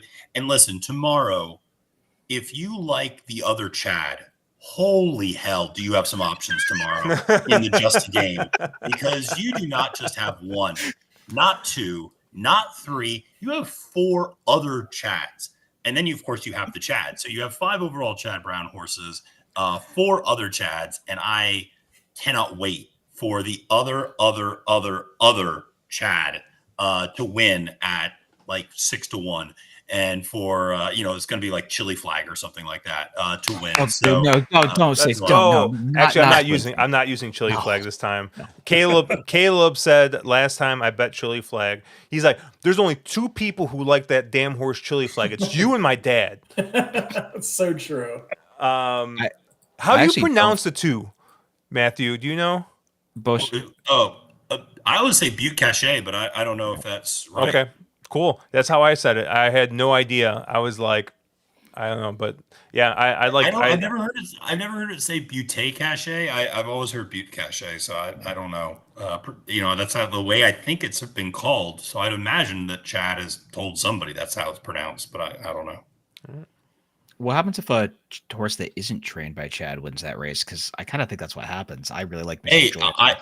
We saw the Gray Wizard for Graham get the Belmont Gold Cup today, get that golden ticket, Willy Wonka style, to the Melbourne Gold Cup, and maybe just maybe he goes to Australia. Probably not, but I mean that would still be pretty cool. And but it was a thrilling race. That was a great finish today with the 3 grays. They probably don't want to take. They probably don't want to take him out of training for 6 months to ship him to Australia. So. Probably not. Although, these turf marathoners, I shouldn't say how many races are there because we have all of them in New York. I know Caleb, much to his chagrin, has the, 13 furlong turf races that we always look forward to, the channel makers of the world running in. So, we'll see. But it would be hysterical if Graham Motion won that race tomorrow. The one race I thought was really interesting is on Saturday, the Poker, which is race 5. I think that's a race where the joshiest of Josh horses of all time is in this race, and that's the one who I kind of like in here. Yes, Casa Greed's in here, but Mysterious Knight is gonna go full Sendy because that's what they do. I think his early time form fig is like a 135, which is he's got all sorts of early speed, and I actually think he's a really interesting player in that race. So I like Mysterious Knight quite a bit. Yeah, I think 10 to 1's a generous price there. There's no way you get that price. That's a terrible line. Casa Creed's in there, and Casa just unnamed, and Carl Spackler, another horse you guys mentioned earlier, is in there as well. There's a couple known names who are going to take some money. I don't think you get 10 to 1 on him. Oh, and Caleb's favorite horse in training, a chocolat. Ice chocolate. Caleb's all back in. I don't know if I am, but I do like that horse on principle. But Caleb, did you pick that horse for the video segment we did? I did, yeah. Okay. And then I remember Josh picked the Linda Rice horse because he was going to pick the same horse as me, and he's like, "Well, I guess I got to do something." No, I was going to pick Emmanuel, even worse. Oh, that's right. We're going to pick Emmanuel. Yeah, and then he ran like garbage, so that looked brilliant. It didn't feel exciting to pick Casa Creed or Annapolis at 8-5 or 9-5. Yeah. All right. Well, I think that's going to do it for us. Obviously, you can check our stuff out at onthewronglead.com, at wrong_lead on Twitter. Matthew, what else you got going on? I mean, you're everywhere apparently. Yeah, obviously doing a lot of local media up here, but I think tomorrow I might actually be appearing on Fox Business. That's kind of exciting. I don't know, like everybody's grandfather will be able to see me, watching that show and watching that channel, or my Gordon Gecko heads out there. But yeah, it's obviously a lot with that, but obviously you can get all my stakes analysis and picks on NYRA Bets. Long shots of the day, track stats, etc. We got some great promotions. We got great multi-day wagers on NYRA Bets. If you're not a member already, $200 match bonus, $25 free win bet for the Belmont Stakes, which is a lot of fun. And then we got some good Assiniboia Downs promos for Monday. If you bet $100, you get 20 back, win or lose on Mondays, every Monday for the rest of the month. So a lot of fun there at Assiniboia. That's what I'm absolutely going to be hammering away at on Monday. And I will say, it's gotten to the point where random people on Twitter send me direct messages of their tickets that they hit on Assiniboia just to share it with me. That they're like, I'm playing this track only because you have told me about this. And I'm like, I love it. You love to see it. And even if it's and they send me even like a TVG or like a Twin Spires, screenshot. And I'm like, I don't care where you're playing. I just love that you're playing at Assiniboia. That's awesome. Yeah, we the Discord is always hard to keep up with on the Assiniboia nights. It's quite honestly, Assiniboia is when they're running on Monday, Tuesday, Wednesday. It's just as lit in Discord as it was today with Saratoga running. Like there was as much chatter about Assiniboia as there normally is about Saratoga, which is just an absurd thing to say. Like that just breaks my brain. But I love the little monster I've created. So. That's great. Yeah, you were on it before me. So yeah, absolutely. You were the originator of all this. And then Caleb, you're attempting not to get lost somewhere up north. I don't know. Hopefully you get your bets in before you leave. Yeah, I'll get my advanced bets in, doing some backpacking and camping this weekend. So I will be out of commission until probably Monday, unless I get eaten by like a bear or something. So 50-50. Eaten by a bear like Mystic Dan? Yeah. Or was it a gorilla? Was that a gorilla? I forget which one. Torpedo Anna? Yeah, Torpedo Anna. Yeah. I would take her heads up against Mystic Dan.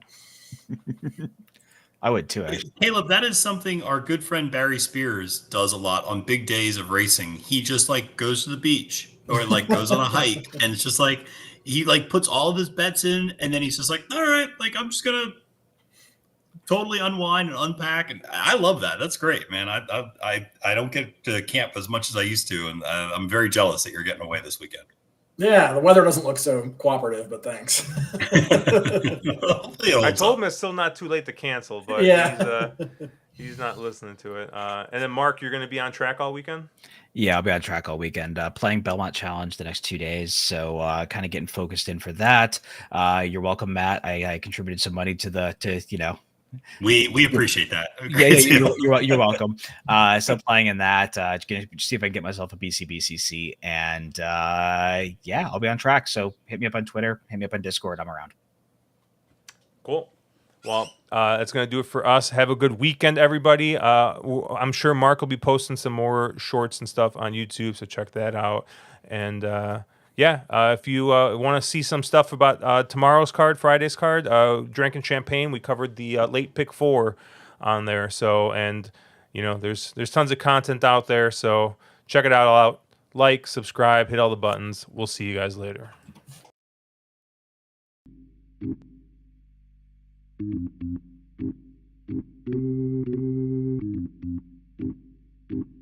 you.